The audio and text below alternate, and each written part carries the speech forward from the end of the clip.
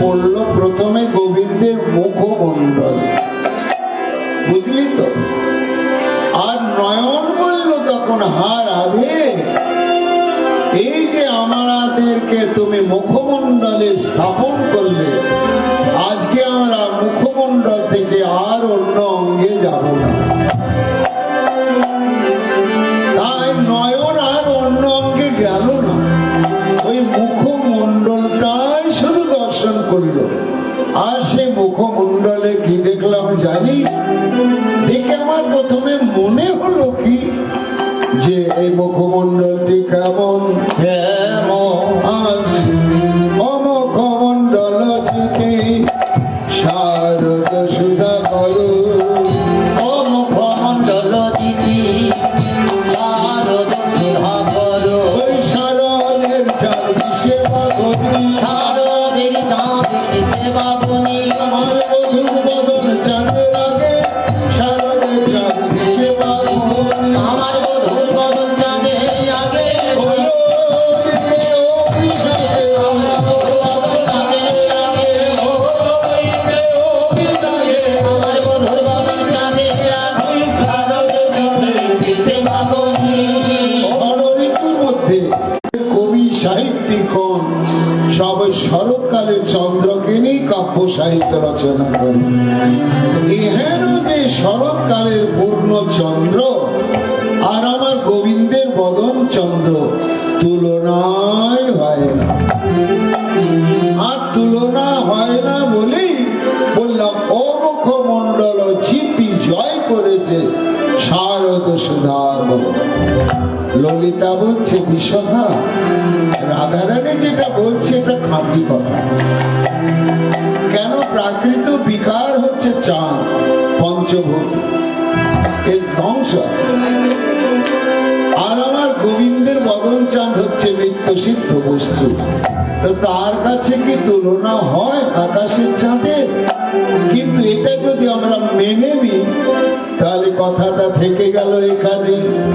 আর যদি মৌচাকে একটু খোঁচা দিই তাহলে কিছু কথা বেরোতে পারে। তাই বলছে বিশ্বকা ওললিতে, ও রাধে, আমাদের কাছে কিন্তু তোমার কেলে সোনা বধুর মুখটার চাইতে আকাশের চাঁদটাই বেশি ভালো লাগে। তখন আর একটা সখী বলছে, হ্যাঁ রে, তো ভালো তো লাগবে, কিন্তু বলছে কেন? আর এক সখীকে বলছে, বলছে কেন জানিস না? ওর কেলে সোনা বধুর সঙ্গে ওর ইয়ে আছে, ওই ইয়ে আছে, তাই কত সুন্দর পূর্ণিমার চাঁদের চাইতে কেলে সোনা বধুর মুখটাই ভালো বলছে। রাধারানী বলছে, সখী রে, ইয়ে মানে কি রে? আমার বধুর সঙ্গে ইয়ে বলে, আজুলি জানো না, ইয়ে মানে হচ্ছে ভাব। তো যার সঙ্গে যার ভাব জমে যায়, খেদি হোক, পেঁচি হোক আর মুচি হোক, তার কাছে একেবারে অনন্য সুন্দর। তাই সুন্দর মেধাবী। তো একেবারে কলেজ থেকে পাশ করার পরে এত প্রতিভা, সঙ্গে সঙ্গে চাকরি হয়ে গেছে। একেবারে প্রথম মাসেই তার ৮০,০০০ টাকা বেতন। এখন ভিখিরিনী মা ভাবছে, এতদিনে আমার কপালটা ফিরল। যাক, ছেলে ১ বছর ২ বছর চাকরি করবে, অনেক অনেক টাকা পাবে, একটা ভালো জায়গা কিনবে, ইন্দ্রপুরীর মতন একটা কি সুন্দর বাড়ি করবে, তারপরে ডানা কাটা পরীর মতো একটা বৌমা আসবে, আমি বৌমাকে নিয়ে আনন্দে থাকবে। মা তো এই স্বপ্নই দেখছে। ও মা, ৩-৪ মাস পরে ছেলে চিঠি লিখছে, মা, জ্যৈষ্ঠ মাসের ১৩ তারিখে তোমার বৌমাকে নিয়ে আমি আসছি। মা তো পাড়ার লোকের কাছে চিঠিটা পড়িয়ে সংবাদটা জানতে পেরে মাথায় হাত। চাল নাই, চুলা নাই, ভিটে নাই, মাটি নাই, ঝুপড়ির মধ্যে থাকি, আর ছেলে আমার বিয়ে করে বসে থাকলো, বৌমাকে আনছে। হায় ভগবান! তারপরে ভাবছে, আহারে, বেচারার বোধহয় একা একা কষ্ট হতো, রান্না বাড়া করে খাওয়া কি করবে, তা নিশ্চয় বিয়ে করেছে, খুব একটা সুন্দরী মেয়েকে বিয়ে করেছে, যা যা করেছে করেছে, আমাকে মেনে নিতেই হবে মা। এখন ওই যেদিন আসবে সকাল থেকে ঝুপড়িটাকে ঝাড় টাড় দিয়ে গোবরতে লেপে পুছে আলপনা দিয়ে একটা কলসি আম শাখা দিয়ে পেতে পথের দিকে তাকিয়ে আছে। এখন দেখছি বিকেলের দিকে ছেলে আসছে, ছেলের সামনে একটা প্যাকাটির মতো চেহারা, আলকাতার মতো রং, একটা মেয়ে ছেলে, একেবারে ভয়ঙ্কর কুৎসিত চেহারা, আর চোখে একটা মোটা কাঁচের চশমা, আগে আগে আসছে। এখন মা ভাবছে আমার বৌমাটা কোথায়, এটা মনে হয় কোনো ঝিটি হবে, নিশ্চয়ই বৌমা পেছনে আছে। কেন মায়ের স্বপ্ন তো আমার বৌমাটা ডানা কাটা পরি হবে, কিন্তু না না, ওই দুইজনই আগে আগে আসতে আসতে ছেলে বলছে, ওই যে আমার মা দাঁড়িয়ে আছে গো, প্রণাম করো, তোমার শাশুড়ি হয়। এই রে, এটাই তাহলে আমার বৌমা, ছেলের চাইতে বড়, বয়সে অন্তত 7 বছরের বড়, আর গায়ের রংটা আলকাতার মতো, প্যাকাটির মতো চেহারা। ও মা শাশুড়িকে প্রণাম করতে গিয়ে ওই জলের কলসিতে ঢক করে প্রণাম করলে, মা মা দিকে আছে। শাশুড়ি ভাবছে, হাই ভগবান, এর চোখেও দেখে না রে। এখন যাই হোক, বৌমা তো মেনে নিয়ে ভাবছে, ধান দুর্বা দিয়ে আশীর্বাদ করে আদর করে বসতে দিয়ে এখন ঝুপড়ির পেছনে গিয়ে খোকাকে ডাকছে, খোকা শোন, এ খোকা শোন। কেন মা, কি বলবে? একটু একটু কথা আছে, কানে কানে কথা আছে বাবা, একটু শোন।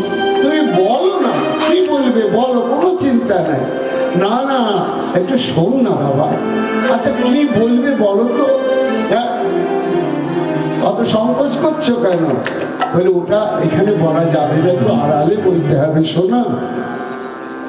তখন কি বলছে বলো তো, বলো তো, আড়ালে গিয়ে বলছে, হ্যাঁ রে খোকা, করলি করলি, আমি মেনে নিলাম, কিন্তু এরকম তুই করলি, দেখে শুনে একটু করলি না, পাড়ার কাছে মুখটা উঁচু করে কি করে দেখাবো? বলে ও মা, এই কথাটা ঝুপড়ির পেছনে আমাকে দেখে পিস পিস করে বলছো কেন?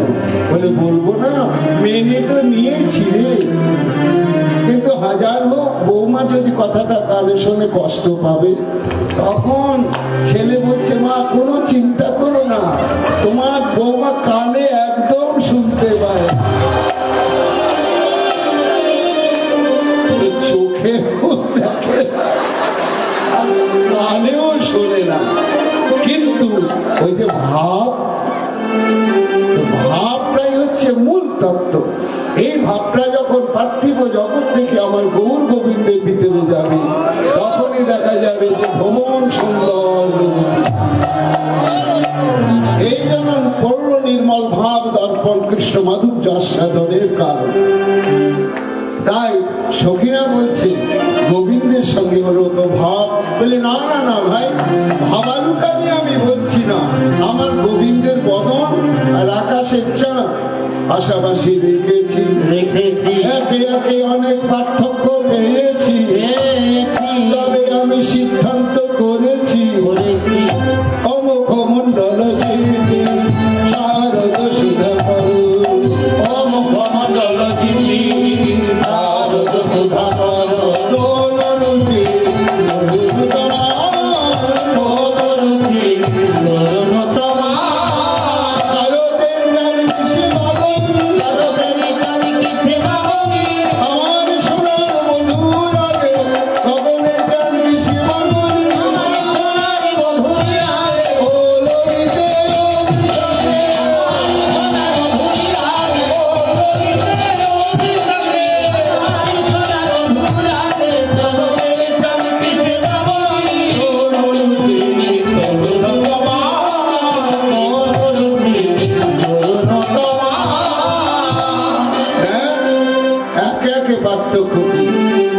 আকাশের চাঁদ যখন উদয় তখন বহির্জগতের অন্ধকার নাশ হয়।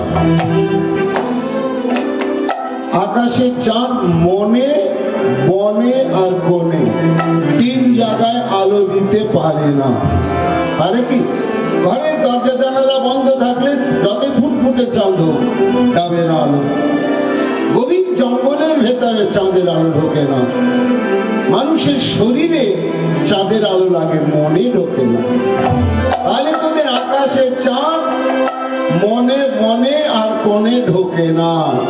কিন্তু নিখিল সৌন্দর্য মাধুর্য নিকেতন আমার শ্যামচাঁদ যদি গুরু বৈষ্ণবের কৃপায় কোনো ভাগ্যবতী ভাগ্যাকাশে একবার উদয় হয়, তার ভিতর বাহির আলো হয়, আর ভিতর বাহির আলো হয়, ভিতর বাহির আলো হয়, আর ভিতর বাহির আলো হয়। শ্যামচাঁদের উদয় হলে ভিতর বাহির আলো হয়। আর শ্যামচাঁদের উদয় হলে ভিতর বাহির আলো হয়। কেন? একটি স্বয়ং ভগবত্তারূপ কলাটি একমাত্র গোবিন্দে আছে, আর কারো মধ্যেই নয়। এই জন্য বললাম আমার বধুর বদন চান ষোলো কলায় পরিপূর্ণ, হলো গলায় পরিপূর্ণ, রাস বৃদ্ধি নাই গো কোনো, ষোলো কলায় পরিপূর্ণ। আর পৃথিবী নাই কোনো, ও ললিতে অভিশাপে পৃথিবী নাই কোনো, লোকিতে অভিযোগে, আর পৃথিবী নাই কোনো, হলো গলায় পরিপূর্ণ। 2 নম্বর পার্থক্য। 3 নম্বর পার্থক্য, আকাশের চাঁদ ব্যারামি, তার ব্যারাম আছে। কি ব্যারাম? ক্ষয় ব্যারাম। পূর্ণিমার পরে ক্ষয় হতে হতে অমাবস্যায় হরিবোল হয়ে যায়। আবার অমাবস্যার পর দিন থেকে বাড়তে বাড়তে পূর্ণিমায় পূর্ণ হয়। তাহলে তোদের আকাশের চাঁদ বাড়ে আর কমে, কিন্তু আমার বধুর বদন চাঁদ বদন চাঁদ, যে ষোলো কলায় পরিপূর্ণ। ওরে ষোলো গলায় পরিপূর্ণ, বিমান বিমান বিমান এসে দিলে ষোলো কলায় পরিপূর্ণ। বিমান বিমান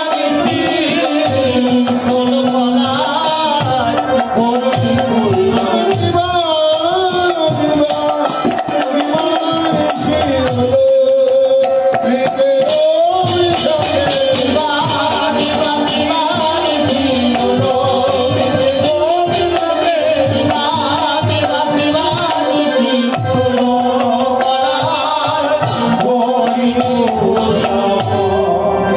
এর রসের অন্ত নাই। রাধারানী বলছেন, সখী আমি একদিন একা একা চিন্তা করছি যে আকাশের চাঁদটা বাড়ে কেন, আবার কমতে কমতে অমাবস্যা হয় কেন? এটা কারণটা চিন্তা করতে করতে আমি কারণটা পেয়েছি।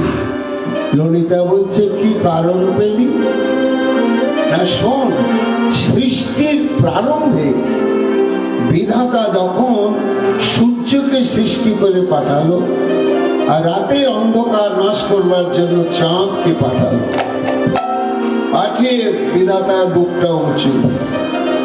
এবার অষ্টাবিংশ চতুর্যুগে দাপরের শেষে নিখিল সৌন্দর্য মাধুর্য নিকেতন আমার বৃন্দাবন চাঁদ যখন বৃন্দাবনে উদয় হলো, তখন সেই চাঁদের ছটা চলে গেল বাড়তে বাড়তে একেবারে ব্রহ্মলোকে। ব্রহ্মলোকে যখন গেল, ব্রহ্মা দেখছে এই চন্দ্রকিরণ কোথা থেকে এলো দেখি তো। অনুসন্ধান করতে করতে এসে দেখছে বৃন্দাবনে চাঁদের উদয়। তখন ব্রহ্মা ভাবলে,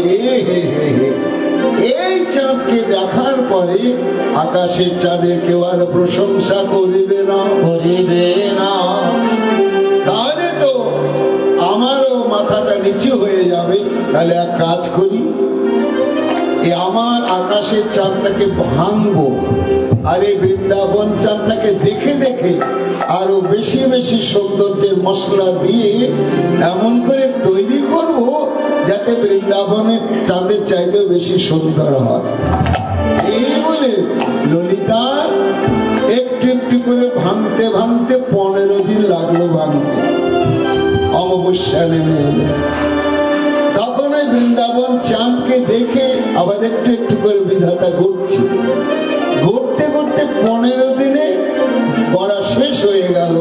যখন গড়া শেষ হলো তখন মিলায়ে দেখিল, মিলায়ে দেখিল ভগবান চাঁদ বৃন্দাবন চাঁদ মিলায়ে দেখিল, ভগবান চাঁদের বৃন্দাবন মিলায়ে দেখিল, ভগবান চাঁদের ব্রজের চাঁদ মিলায়ে দেখিল।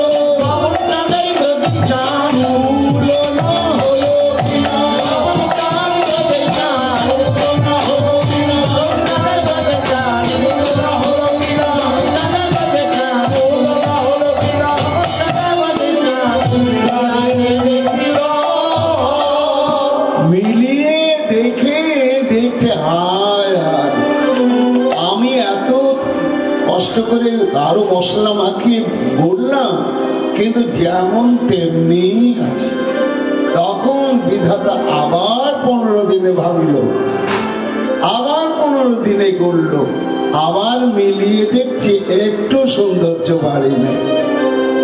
তখন বিধাতা প্রতিজ্ঞা করলো যে যতদিন বৃন্দাবন চাঁদের চাইতে গগনের চাঁদ বেশি সুন্দর না হবে ততদিন আমি ভাঙতেই থাকবো, করতেই থাকবো। সেই থেকে আজ পর্যন্ত ওই একবার ভাঙে একবার গড়ে, একবার ভাঙে একবার গলে, একবার ভাঙে একবার গড়ে। একবার ভাঙে একবার গলে, চাঁদের মতো হয় না বলে একবার ভাঙে একবার গড়ে। চাঁদের মতো হয় না বলে আমার আবার বৃন্দাবন চাঁদের মতো হয় না বলে, চাঁদের মতো হয় না।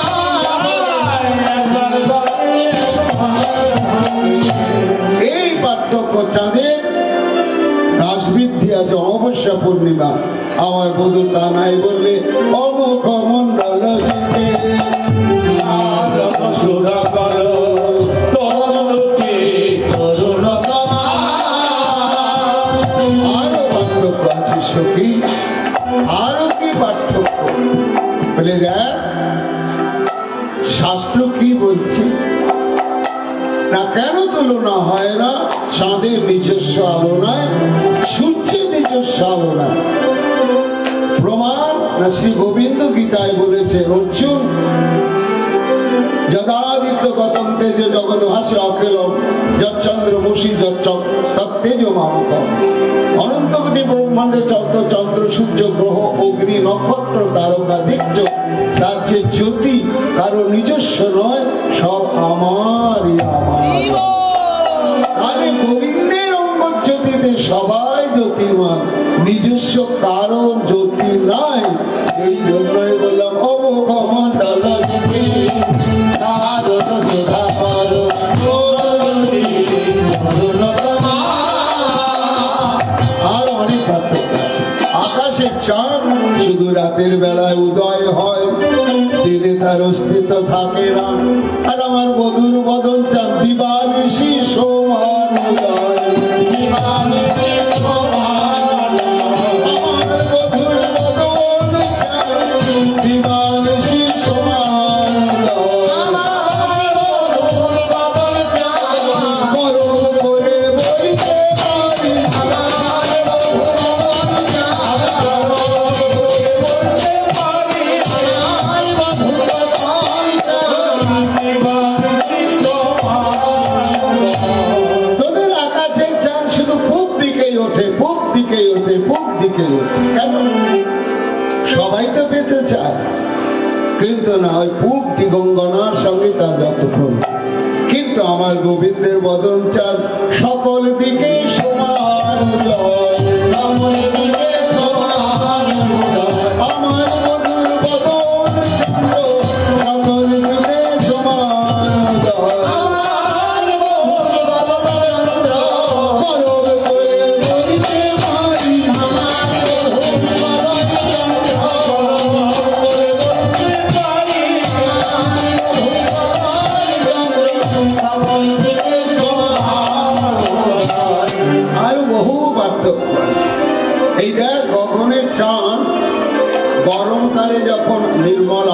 চাঁদ ওঠে কিনা এটাই গরম, তখন অনেক মা কোলের চাঁদ কিনে উঠানে বসে, বসে বলে আয় আয় চাঁদা মামা টিপ দিয়ে যা, চাঁদের কপালে চাঁদ টিপ দিয়ে যা, বলে কিনা? সখীরা বলছে হ্যাঁ বলে দাদি।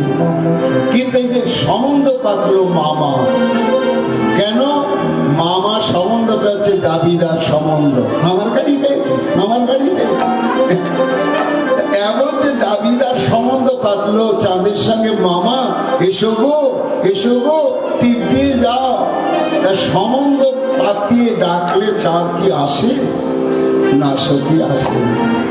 আচ্ছা একটু কি হাসে? তাও হাসে। আচ্ছা কথা বলে? তাও বলে না।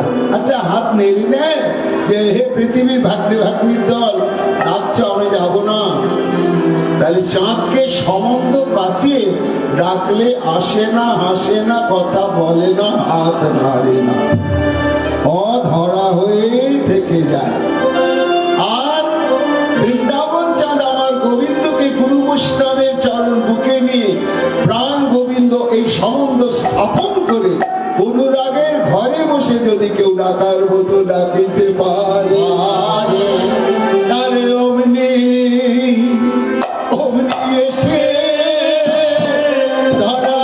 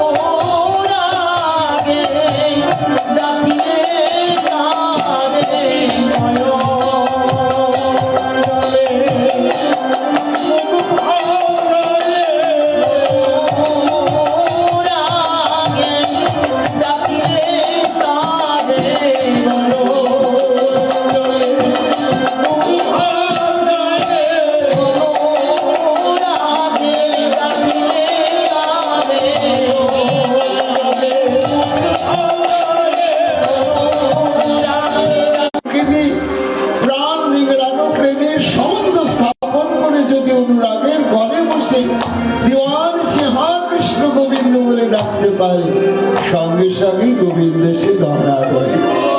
এই পার্থক্যের জন্যই বললাম অমুক অমন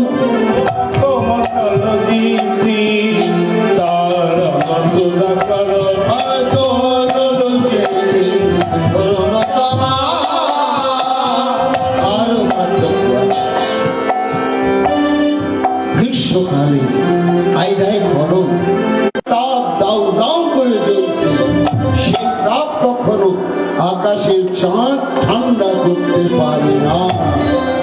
একমাত্র যদি গোবিন্দের বদন চাঁদ ভাগ্যবতীর ভাগ্যাবাসে একবার উদয় হয়, তার কৃতাব জ্বালা দূরে যায়, কৃতাব জ্বালা দূরে যায়,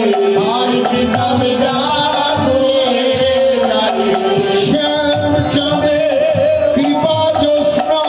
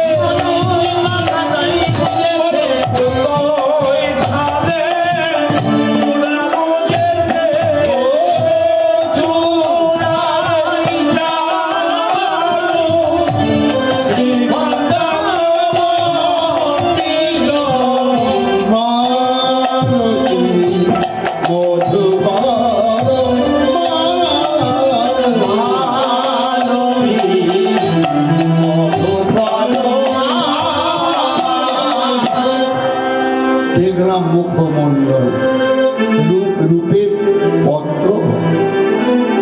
মনে মনে গোবিন্দের দিকে তাকিয়ে থাকুন। দেখুন মুখমণ্ডলের উপরে চূড়া, চূড়াটি কেমন চারু, মানে অতীব সুন্দর। তাতে আবার শিখণ্ডক মণ্ডিত। শিখণ্ডক মানে ময়ূর পাখা। ললিতা বলছে, হ্যালো রাধে, এ বৃন্দাবনে কি সুন্দর সুন্দর পাখি নেই?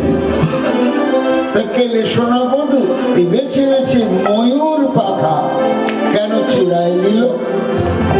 বলি চূড়ায় কেন ময়ূর পাখা?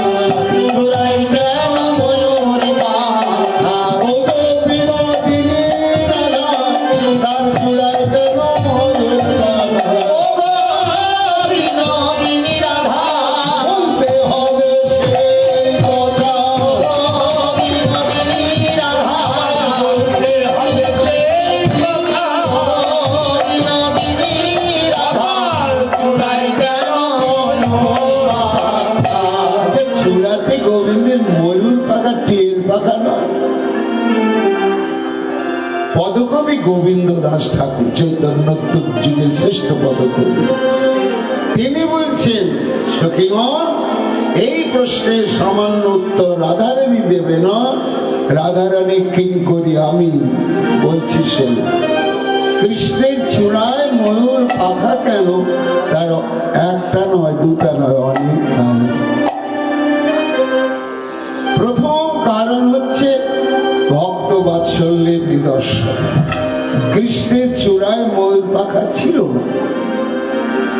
একদিন গোবর্ধন তটে সানুভাবানন্দে বিভোর হয়ে মল্লার রাগ আলাপ করে বাঁশি বাজাচ্ছেন গোবিন্দ, আর হেলে দুলে ঘুরছে। হঠাৎ ঝাঁকে ঝাঁকে ময়ূর। কৃষ্ণের কালো রূপ দেখে মেঘের কথা মনে হয়েছে। তখন জঙ্গল থেকে সব ময়ূরগুলো আনন্দে বেরিয়ে পড়েছে। পরে তখন গোবিন্দকে দেখে পেখম তুলে তখন সব ময়ূরগুলো বলি ঘিরে ঘিরে নাচিছে। ধীরে ধীরে নাচিছে, পেখম তুলে ঘিরে ঘিরে নাচিছে। ভাঙে তুলে ধীরে ধীরে নাচিছে, পেখম তুলে হেলে তুলে ধীরে ধীরে নাচিছে। ভক্তুলে হেলে দুলে, আনন্দে ধন্যা, ভক্তুলে হেলে দুলে, আনন্দে ধন্যা। ভক্তুলে হেলে দুলে, ভক্তুলে হেলে দুলে, ধীরে ধীরে নাচিছে। সব ময়ূরগুলো একেবারে পেখম বিস্তার করে নাচছে। আর গোবিন্দ তখন দেখছে, আরে সব ময়ূরগুলো নাচছে। তা গোবিন্দ তখন নিজের পিত ধরাটা এমনি করে মেলে দিয়েছে, দিয়ে তখন ময়ূরের সঙ্গে সঙ্গে নাচছে। তখন ময়ূরগুলো বলছে, কে ছিল সুন্দর এই মানুষটি? পৃথিবীর মানুষ আমাদেরকে আনন্দ দেওয়ার কথা কেউ ভাবে না, আমাদেরকে মারে ধরে। এই পালক ময়ূর সাপ খায়, তা একে উপহার দেওয়ার মতো আমাদের কি আছে?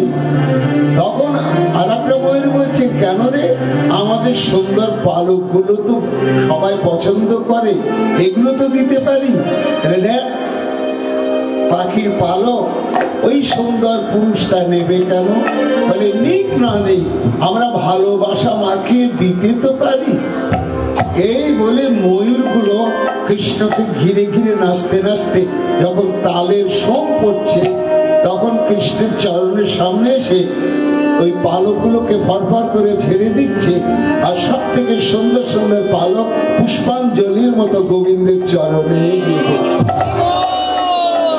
এই পড়ছে আর গোবিন্দ চরণে তাকিয়ে দেখছে, ময়ূর, বৃন্দাবনের ময়ূর, আমাকে এত আদর এত ভালোবাসছো, যে ভালোবেসে আমাকে উপহার দিচ্ছ। তোমাদের ভালোবাসা মাখা এই উপহার আমার কাছে এত মূল্যবান যে এর রাখার জায়গা আমার পেলাম না। আমি তাই আমার চূড়ার উপরে চিরকালের জন্য রেখে দিয়েছি, জগৎকে জানাবার জন্য। হে জগৎ, প্রেম মাখিয়ে তুমি তুচ্ছ নগণ্য বস্তু যদি আমাকে গোবিন্দায় নম বলে দান করো, তাহলে সেটা আমার এতই আদরের ধন, আমি ওটা মাথায় রেখে দিই। এই কারণে কৃষ্ণের চূড়ায় ময়ূর পাখা। আবার একটা কারণ আছে, পৌরাণিক কারণ। কৃষ্ণ একবার বিরজার কুঞ্জে গিয়েছে, আর এই সংবাদ গিয়ে নারদ কুটুর কুটুর করে লাগিয়ে দিয়েছে রাধারানী। রাধে, তোমার গোবিন্দ শেষ। কেন? এখন বিরজার প্রেমে হাবুডুবু খাচ্ছে, ওইখানেই আছে। কি বিরজার এত বড় বুকের পাটা! দেখি রাধারানী বিরজার কুঞ্জে উপস্থিত, পাহারা আছে শ্রীরাম। হ্যাঁ শ্রীরাম, চলে যা, আমি রাধা, ভেতরে আছে গোবিন্দ। বলে দেবী, সখার আদেশ নেই, কাজে যেতে দিতে পারবো না। কি? তা শ্রীরামের সঙ্গে রাধারানীর কথা কাটাকাটি হচ্ছে, এখন বিরজা শুনতে পেয়েছে, তখন বুকটা ধুকপুক করছে। তা গোবিন্দকে বলছে, মাধব, ও মাধব, আমার না ভীষণ ভয় ভয় করছে গো। গোবিন্দ বলছে, দেখ নির্বুদ্ধিকা, আরে আমি বিপদ ভঞ্জন মধুসূদন, আমি যেখানে থাকি সেখানে কোনো বিপদ নাই, ভয় নাই। আরে আমি কোন ছাড়, বিপদে পড়ে যদি কেউ আমার নাম করে তাহলে আমার নামেও বিপদ দূর হয়ে যায়। কাজে ভয় পেলে কৃষ্ণ সেবা হয় না। বিরজা, তোমার কোনো ভয় নাই, তুমি সেবা করো। তাই তুমি বিপদ ভঞ্জন, ঠিক আছে, সেবা করছে। এইবার কৃষ্ণের কানে গিয়ে ঢুকেছে রাধারানীর কথা, এই শিখেছে রাধারানী শিখিয়েছে। তখন ভয়ে মুখটা আমসি হয়ে গেল গোবিন্দের। তখন বলছেন, অবিরোধী অবিরোধী, তখন তো ভয় ভয় করছে গো। বিরজা বলছে যে আমি বললাম ভয় ভয় করছে, বুকটা এমনি করে বললে বিপদ ভঞ্জন মধুসূদন, এখন তুমি যদি বলো ভয় ভয় করছে, আমি মেয়ে ছেলে কি করবো? বলে দেখো, অনন্ত কোটি ব্রহ্মাণ্ডের ভয় আমাকে দেখে ভয় পায়, আর আমি ভয় পাই আমার প্রেমময়ী রাধা। তাই সর্বনাশ, এই রাধা রানী এসে গেছে, এখন কি হবে বলো দেখিনি? তুমি বোঝো কা ঠাকুর, আমি জানি না। এই বলে বিরজা একটা নদী হয়ে তত্তর করে বইতে লাগে। গোবিন্দ দেখছে যে বিরজা তো ধরা পড়বে না, তা আমি তো ধরা পড়ে যাব। তখন কৃষ্ণ একটা কালো সাপ হয়ে বিরজার উপর দিয়ে সাঁতার কেটে কেটে যাচ্ছে। কুঞ্জে এসে দাঁড়ালেন। কে দাঁড়ালেন? দেবী কৃষ্ণময়ী প্রক্তা রাধিকা পরদেবতা সর্বলক্ষ্মীময়ী কান্তি সর্বকান্তি পরা প্রকৃতি এসে দাঁড়ালেন। দাঁড়িয়ে দেখছেন, বা একজন ভয়ে সাপ আর একজন ভয়ে নদী। বলে দাঁড়াও। রাধারানী তখন একটা ময়ূর রূপ ধারণ করে খপ করে কৃষ্ণ সাপটাকে তুলে নিয়েছে। এনে বলছে, দাঁড়াও, কালো রংটাও পাল্টাতে পারোনি, আর বাঁকা হয়ে চলার অভ্যাসটাও ছাড়তে পারোনি। দাঁড়াও দাঁড়াও দাঁড়াও। অসুর স্বভাবে কবু কৃষ্ণ নাই জানে, আর লুকাইতে নারেন কৃষ্ণ ভক্ত জনস্থান। গোবিন্দ আর লুকিয়ে থাকতে পারলেন না। রাধে জয় রাজপুত্রী জীবন মমতরী। বলেন, হা রাধে, আমি অনন্ত, আমি বিভু, আমি অব্যয়, আমি অধরা, আমাকে ধরতে পারে জগতে কেউ নয়। তাই ভাপ্য ব্যাপক এই ন্যায় অনুসারে তুমি যে আমাকে ধরে ফেললে ময়ূর ধারণ করে, আজ থেকে আমার মহিমা আমার চাইতে, আজ থেকে তোমার মহিমা আমার চাইতে অনেক বেশি হয়ে গেল। যে রূপে আমি তোমার কাছে ধরা পড়লাম, সেই ময়ূরের প্রতীক আমি মস্তকে রেখে দিলাম চিরকাল। এই জন্য মন্দ মরুচ্চল পিঞ্চ কৃতজ্জল মৌল আলো বিহার। গোবিন্দ দাস বলছেন, কৃষ্ণের চূড়ায় ময়ূর পাখা। আর একটি দার্শনিক কারণ আছে। কি না, প্রাণী জগতে রমণ সুখ আস্বাদনের একটা ব্যতিক্রম দৃষ্টান্ত ময়ূর। ময়ূর তাদের শারীরিক ভাবে সঙ্গ হয় না, অথচ রমণ সুখ আস্বাদন হয়। তা যে ময়ূর ময়ূরী শারীরিক ভাবে সম্পৃক্ত না হয়ে রমণ সুখ আস্বাদন করে, সেই ময়ূরের পাখা আমার মাথায়, আমি আত্মারাম, প্রত্যেকটি জীবের আত্মায় আত্মায় আমি রমণ করছি, কিন্তু শারীরিক ভাবে কারোর সঙ্গে আমার কোনো সম্বন্ধ নাই। এই আত্মার আমতা দেখাবার জন্য ও চূড়ায় শ্রীখণ্ড কমণ্ডিত মালতী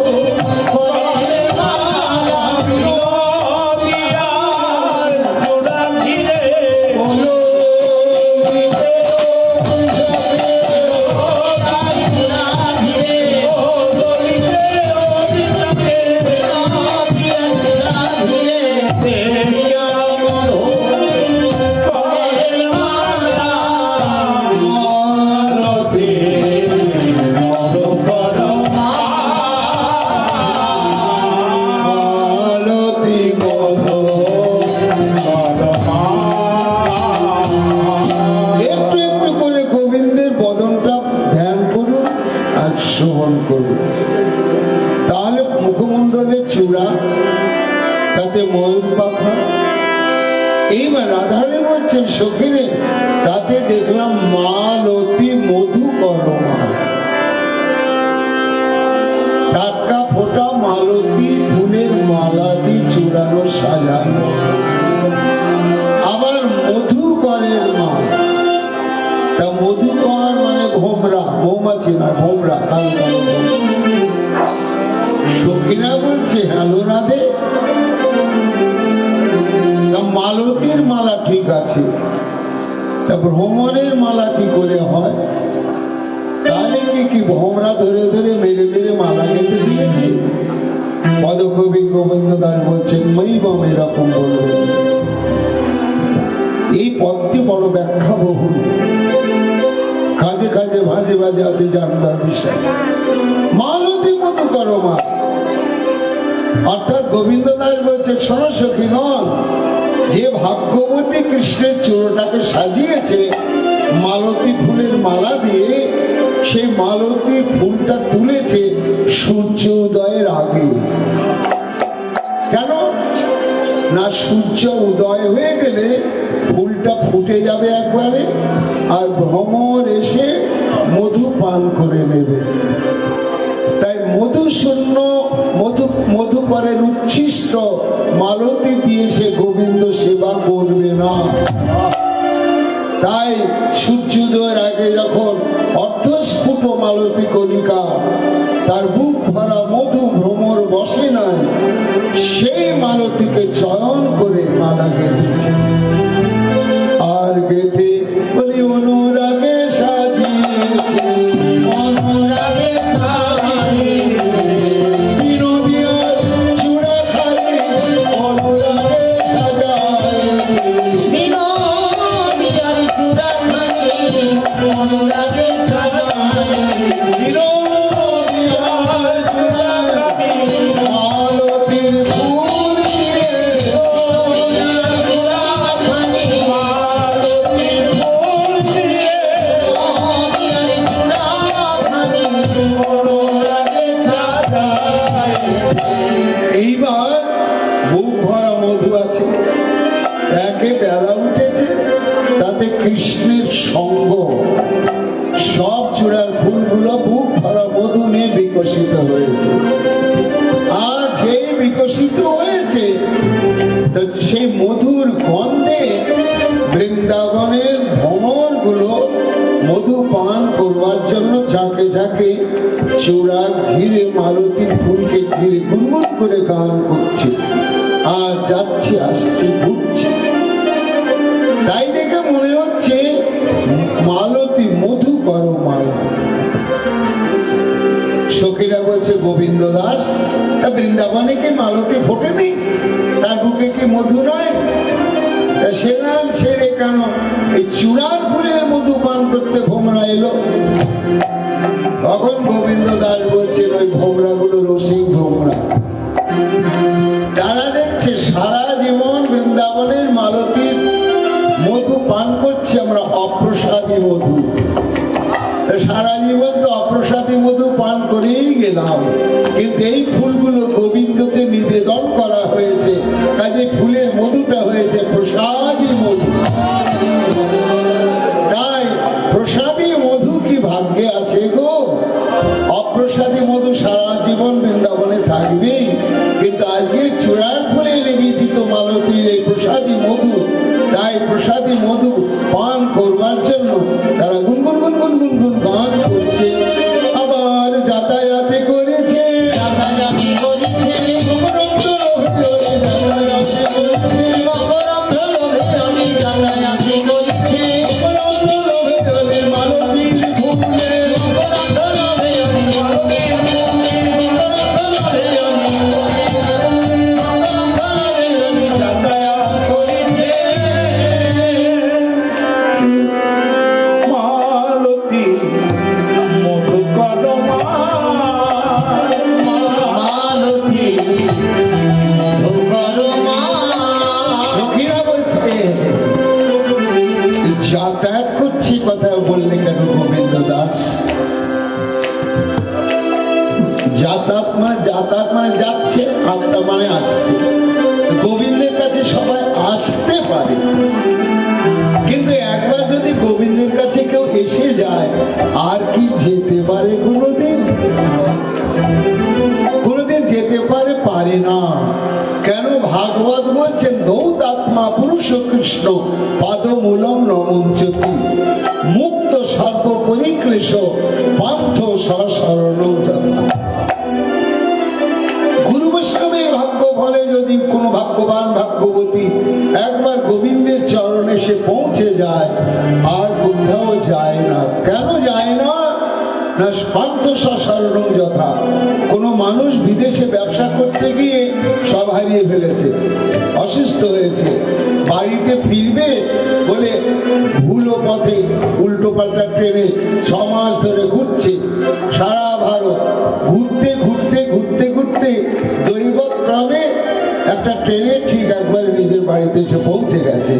যখন পৌঁছে গেছে তখন নাক কান ধরে বলছে, না খেয়ে মরবো আর নিজের ভিটে ছেড়ে কোথাও যাবো না। তেমনি এই ব্রহ্মাণ্ডের লক্ষ্যহীন ভ্রান্ত জীব অনাদি অনন্তকাল ঘুরছে, জীবনের লক্ষ্যস্থল খুঁজে পাচ্ছে না।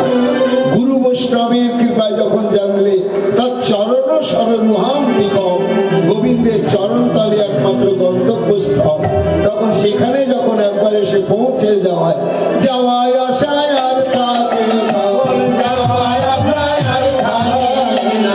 গোবিন্দের চরণ পেলে পরে যাওয়ায় আশায় আর থাকে না, গোবিন্দের চরণ পেলে পরে যাওয়ায় আশায় আর থাকে না। গোবিন্দের চরণ পেলে পরে একবার নয় বলবে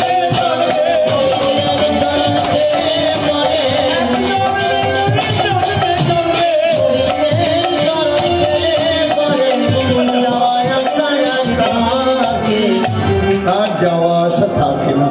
হ্যাঁ, তা তুমি বলছো যাতায়াত করছে, আসছে ঠিক আছে, যাচ্ছে কেন? আরে হ্যাঁ, গোবিন্দের চরণে পৌঁছে গেলে আর যাতায়াত থাকে। কেন প্রয়োজন আছে? জীবনের ওটাই তো চরম লক্ষ্যস্থল। কিন্তু তবুও কেন যাচ্ছে? গোবিন্দ দাস বলছেন কারণ আছে। কি কারণ আছে? না, কারা যাচ্ছে জানো? যারা গোবিন্দের ওই নিবেদিত কুসুমের প্রসাদী মধু পান করলো, পান করার পরে থেকে আহা, এই কৃষ্ণ প্রসাদী দ্রব্যের এত মহিমা, কিন্তু এখনো মূর্খ জগৎ বিষয় ভোগের মধ্যে ডুবেই আছে। আচ্ছা, আমি তো ভোগ করলাম, ভোগ করতে করতে যদি 2-4 জনকে টেনে এনে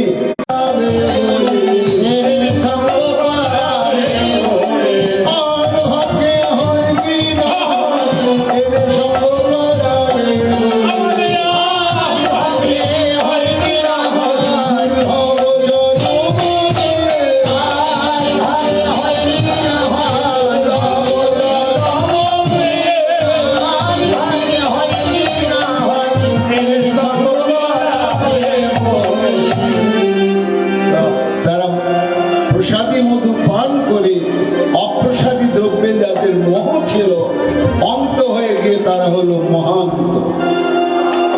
এইবার মহন্ত যারা হয় তাদের কি স্বভাব হয়? না, মহান্তের স্বভাব হয়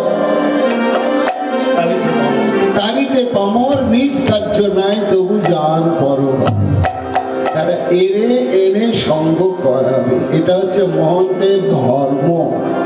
কেমন ধর্ম? না, একটা দৃষ্টান্ত আছে, বলবো? সবার ঘুম পাচ্ছে তো? হ্যাঁ, পাচ্ছে না? মহন্তের স্বভাব হয় তারিতে পামর।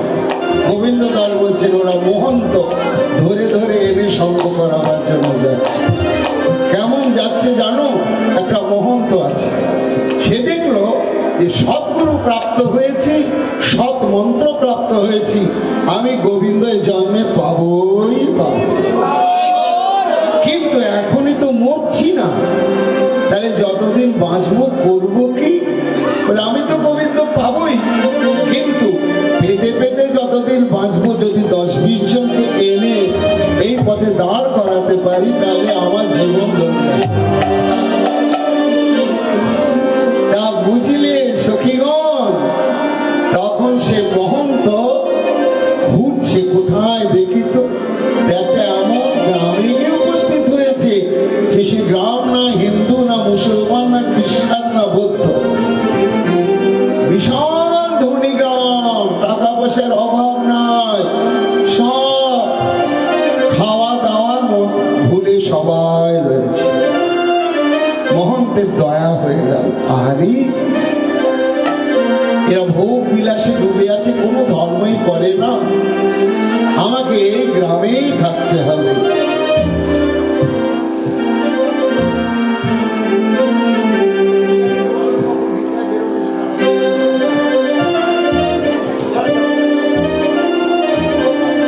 আমাকে এই গ্রামেই চেষ্টা চালাতে হবে। তখন ওই গ্রামে দেখছে একটা সরকারি পানীয় জলের কল আছে, আর সামনে একটা গাছের গোড়া বাঁধানো আছে। তখন কাউকে কিছু না বলে ঝোলা থেকে কর্তাল নিয়ে ওই গাছের তলায় বেদিটার উপরে বসে হরে কৃষ্ণ হরে কৃষ্ণ কৃষ্ণ কৃষ্ণ হরে হরে হরে রাম হরে রাম রাম রাম হরে হরে হরে কৃষ্ণ হরে কৃষ্ণ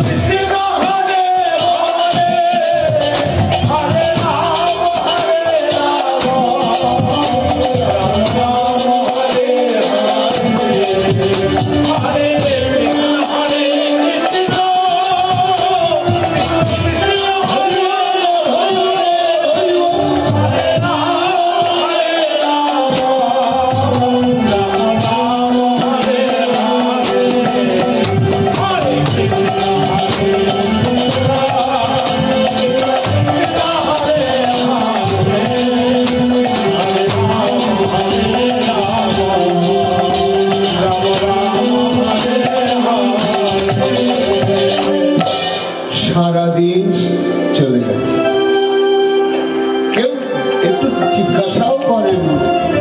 সবাই দেখছে, পাড়ার মায়েরা বাবারা দেখছে। রাত্রি 12টা, এক বাবু মশার ঘুম ভেঙে গেছে। স্ত্রীকে ডাকছে, এই ওঠো ওঠো ওঠো। একটা মিষ্টি সুর কানে আসছে। এতদিনই গ্রামে বাস করি, এত মিষ্টি সুর তো কোনোদিন কানে আসে না। কোথা থেকে সুর ভেসে আসছে গো? এই যে ভেতরটা কেমন করে উঠছে। স্ত্রী বলছে, ঘুমাতো ঘুমাতো, সারা রাত মোষের মতো খেটেছ, না ঘুমালে শরীর খারাপ হবে। বলে না না, বলো না কে কিসের শব্দ।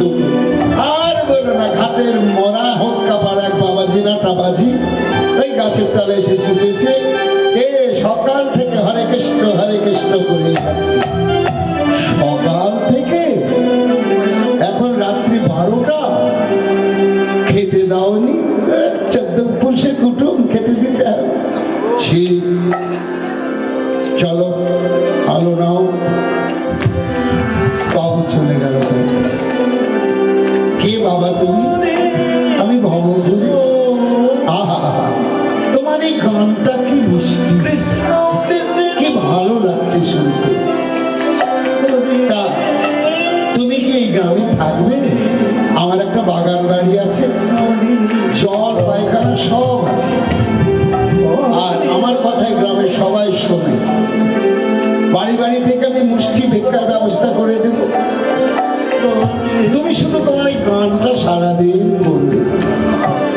বৈষ্ণবের চোখে জল টপ টপ করে পড়তে লাগলো। হে নাম প্রভু, হে নাম প্রভু, তুমি একজনকেও দয়া করলে তাহলে। বৈষ্ণব বলছে, বাবা তোমার যদি দয়া হয় নিশ্চয়ই থাকবো। তাকে নিয়ে গেল, রেখে দিল। সজ্জন সঙ্গতি সঙ্গ লেখা। দেখুন, 2-4 দিন যাওয়ার পরে প্রত্যেকেই আসে।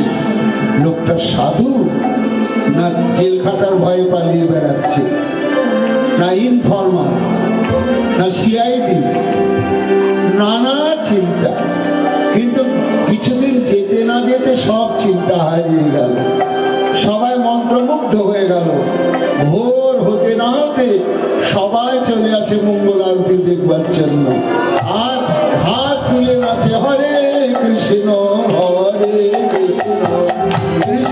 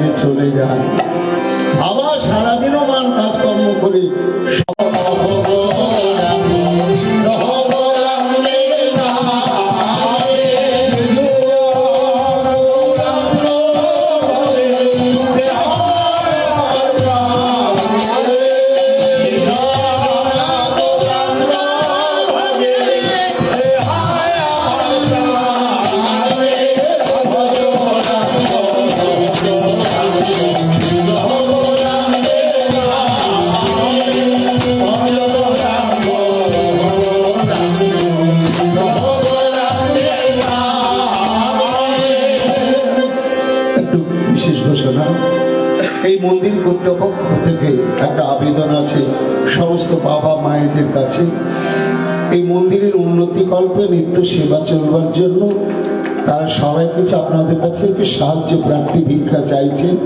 ভিক্ষার ঝোলা নিয়ে আপনাদের কাছে কাছে যাবেন মন্দিরের সেবকগণ। কথা না বলে, চঞ্চল না হয়ে যার কাছে যা আছে কৃপা করে ভিক্ষা দিন। আর কীর্তন এখন আমাদের অনেক বাকি আছে, শ্রদ্ধা সহকারে শ্রবণ করতে থাকুন। নিতাই গৌর হরি। এইবার সেই বাড়ির মা গোলাপ সেবলকে, তো বাড়ির মা সকালবেলা উঠে দাঁত ব্রাশ করছে, সাধুকে বৈষ্ণবকে দেখেই তো তার মুখটা চলতে শুরু করেছে। আর সাধু ভাবছে এটাই গিন্নিমা হবে, তাই দেখতে দেখতে বলছে ও মা। গেটটা খুললো না, গেটের সামনে এসে বলছে পরের খেয়ে খেয়ে তেল চিপচিপকে গতটাতে কত লাগিয়েছে, খাটতে হয় না, খুঁটতে হয় না, কিচ্ছু হয় না। হ্যাঁ, তোমরা সমাজটাকে ভিখারি বানাচ্ছ, তোমরা সমাজে লোক, তোমাদের জেলখানা ঢোকা উচিত। মানুষকে নিজের পায়ে দাঁড়ানোর জন্য কর্মে উদ্বুদ্ধ না করে তোমরা হরে কৃষ্ণ বলে ভিক্ষা করাতে শেখাচ্ছ।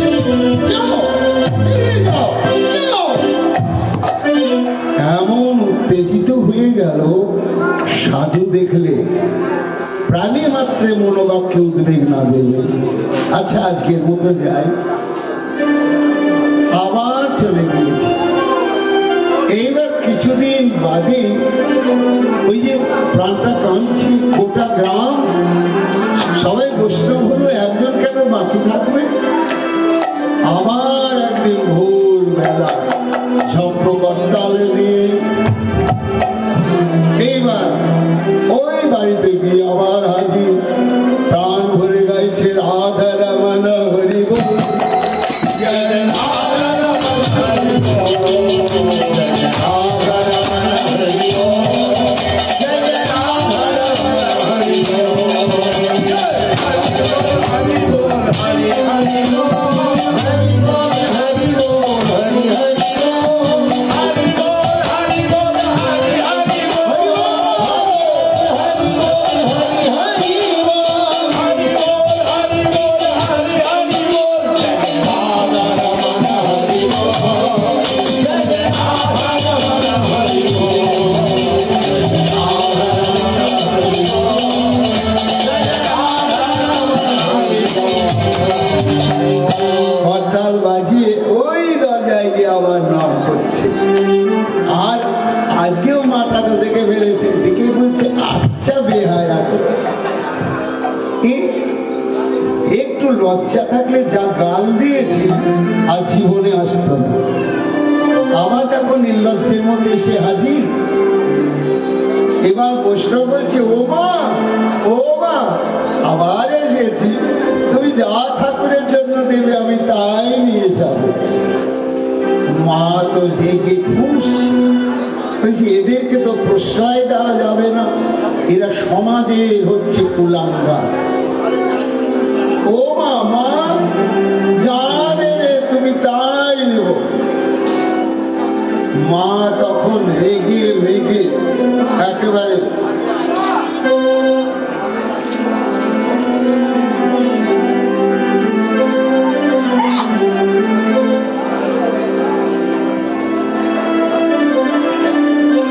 এইবার প্রথম দিন হয়েছে কি, মা তো কিছুদিনও না, এখন বাবাজি তো চলে গেছে, কিন্তু গায়ের লোক দেখে ফেলেছে।